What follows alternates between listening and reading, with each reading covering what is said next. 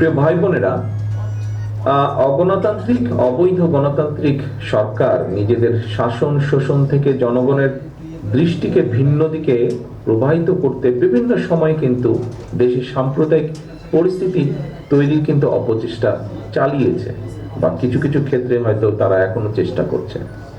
আপনারা যদি এই যে বিতাড়িত পলাতক স্বৈরাচারের দুঃশাসনের 15 বছর দেশে সংখ্যালঘু সম্প্রদায় কিংবা ধর্মীয় স্থাপনার উপর এই যে হামলাগুলো হয়েছে, ঘটনাগুলো হয়েছে, এগুলো যদি পর্যালোচনা করি আমরা সকলে মিলে নিরপেক্ষভাবে, তাহলে কিন্তু আমরা দেখব একটা হামলার ঘটনাও কিন্তু সরাসরি ধর্মীয় কারণে সংঘটিত হয়নি, বরং এই যে পতিত যে রাজনৈতিক দলটা, এদের হীন দলীয় বা অসৎ রাজনৈতিক উদ্দেশ্য চরিতার্থ করার জন্যই কিন্তু প্রত্যেকটা হামলার নেপথ্য কারণ।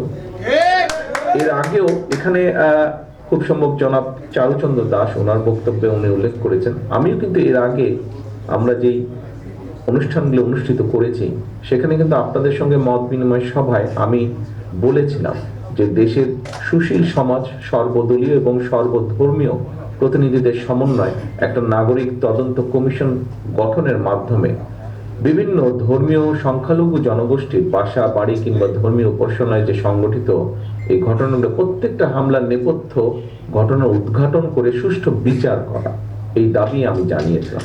আজকে এখানে জনাব চারুচন্দ্র দাস উনি ওনার বক্তব্যে একই কথা তুলে ধরেছেন। কিন্তু খেয়াল করে দেখুন, গত 15 বছর কিন্তু একটা ঘটনারও কি বিচার হয়েছে? বরং বিচার দূরে থাক, এমন ঘটনারও কি বিশ্বাসযোগ্য, এই একটি ঘটনাও কি বিশ্বাসযোগ্য কোনো তদন্ত হয়েছে? 2012 সালে রামু বৌদ্ধ মন্দিরের হামলা বলি আমরা যদি, অথবা 2016 সালে ব্রাহ্মণবাড়িয়ার নাসিরনগরের হামলা সহ দেশের কোথাও কোনো একটা হামলারও কিন্তু বিচার হলো না। কেন? তদন্ত হলো কেন? প্রিয় উপস্থিতিবৃন্দ, জনবহুল এই দেশটাতে, বাংলাদেশের আমাদের এই দেশটাতে, প্রিয় মাতৃভূমিতে, মুসলমান বলুন, হিন্দু, বৌদ্ধ, খ্রিস্টান, আমরা সকলে কিন্তু কাছাকাছি পাশাপাশি থেকে আমরা একই সঙ্গে বড় হয়ে উঠেছি সবাই। বাংলাদেশের জনগণের আবহমান কালের এই যে ধর্মীয় সামাজিক শিক্ষা, মূল্যবোধ এবং সংস্কৃতি কখনোই কিন্তু অপর ধর্ম কিংবা বর্ণের মানুষের বিরুদ্ধে প্রতিহিংসামূলক আচরণের শিক্ষা দেয় না। কিন্তু এমনকি আমি আরো মনে করি বাংলাদেশের কখনোই কোনো কালেই কিন্তু সাম্প্রদায়িক হামলা কিংবা সাম্প্রদায়িক দাঙ্গার মতন কোনো পরিস্থিতি ছিল না, এবং আমি দৃঢ়ভাবে বিশ্বাস করি ইনশাল্লাহ ভবিষ্যতে এটি হবার কোনোই কারণ আমি দেখি না। আমি মনে করি কোনোই কারণ নেই। বরং এমন বাস্তবতায় আপনাদের অনেকেই হয়তো আমার সঙ্গে একমত হবেন যে হাতে গোনা দু একটা ব্যতিক্রম ছাড়া বাংলাদেশে সংখ্যালঘু কেন্দ্রিক অধিকাংশ হামলার ঘটনা কিন্তু ধর্মীয় কারণে হয়নি।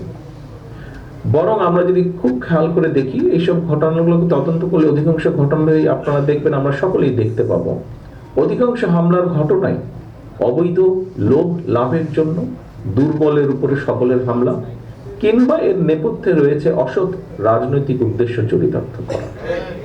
প্রিয় উপস্থিতিবৃন্দ, গত 15 বছরের এই পলাতক স্বৈরাচারের শাসনামলে নিজেকে সবল এবং ভিন্ন দল মতের মানুষকে দুর্বল ভেবেছিল। এ কারণে তারা বিএনপি সহ বিভিন্ন রাজনৈতিক দল এবং মতের হাজার হাজার মানুষকে কিন্তু গুম খুন অপহরণ করেছিল, ঘর বাড়ি ছাড়া করেছিল, মিথ্যা মামলা চালিয়েছিল, লক্ষ লক্ষ মানুষকে এরা হয়রান করেছিল। বিএনপি সহ বিভিন্ন রাজনৈতিক দল এবং মতের মানুষের বিরুদ্ধে এইসব হামলা, নির্যাতন, নিপীড়ন কিন্তু সংখ্যালঘু হওয়ার কারণে হয়নি, বরং অবৈধ ক্ষমতার লোভে আরো রাজনৈতিক প্রতিহিংসা চরিতার্থ করতেই কিন্তু বিরোধী দলমতের উপর নির্যাতন, নিপীড়ন চালানো হয়েছিল।